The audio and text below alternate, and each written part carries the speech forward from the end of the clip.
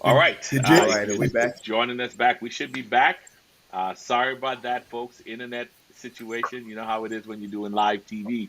But Dr. Paul just shared that that's what happens when we start to dabble into gun control as Adventists. So we're gonna we're gonna we're gonna move on. But Jeff, you were sharing with us your take on that question, and Pastor Paul, maybe you want to restate just a synopsis so we can Yeah, catch up with it. yeah, I'll go ahead and restate it. And I know our audience is finding their way back on right now, so we'll give them just a tad. Just a few seconds here to get back. But just to restate that for you, Jeff, um, we've seen so many instances over the last few weeks, and this year up to 230 mass shootings. And I believe that the definition of a mass shooting is where four or more people have either been killed or shot. And I think that's what defines a mass shooting. And you correct me if I'm wrong. But we've seen over 200 or close to 230 of those this calendar year in the United States.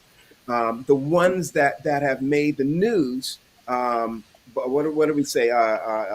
Buffalo, Irvine, California, with the church, the Asian church there, the school, the kids in Texas.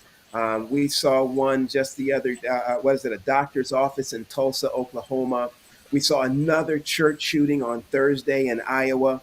Um, these things just keep on happening. And so the question is, um, what are some of the debates or some of the perspectives, the arguments that people are using in the gun debates? And we assume that because both of you are in fields where these conversations are more of your daily work and what you come across in a daily, we're very curious to know what are some of the perspectives that you have seen when it comes to gun control, gun debates, whether they be political, whether they be in the safety realm.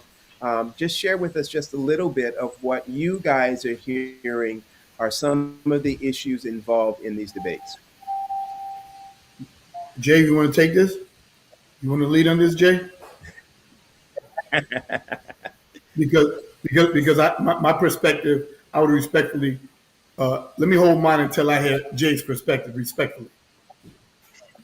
Okay. Um, and what happens is, you always defer to wisdom and experience. So I'm definitely deferring. One of the things I'll say is this. We talk about this great document that was drafted in the 1700s, right? And this document that speaks to setting up a country framework for a country that was trying to establish and get themselves going, if you will. And one of the issues that they had at the time was there were some Federalists and there were some anti-Federalists, and they felt as though, what, the government's going to take too much control. And so one of the things that they were able to do to try and make sure they get this document ratified and accepted was to offer this Bill of Rights.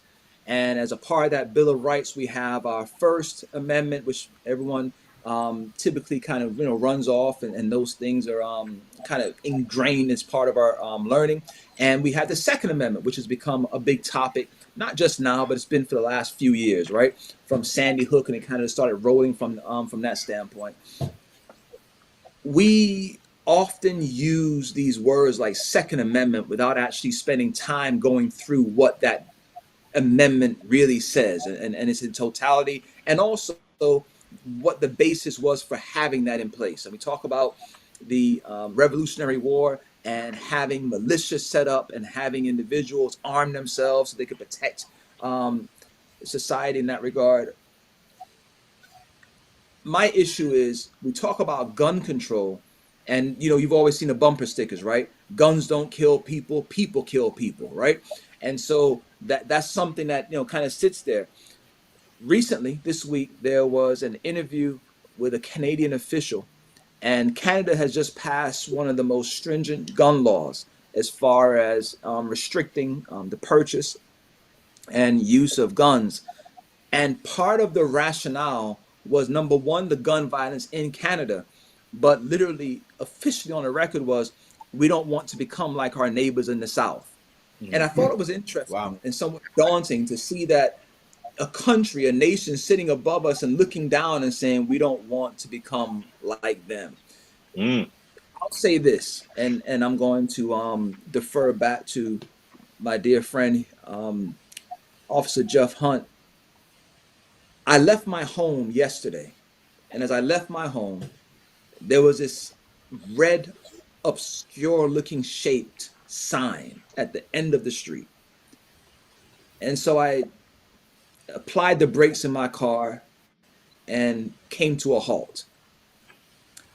I turned right and I saw another sign, and it was a obscure looking yellow and black sign.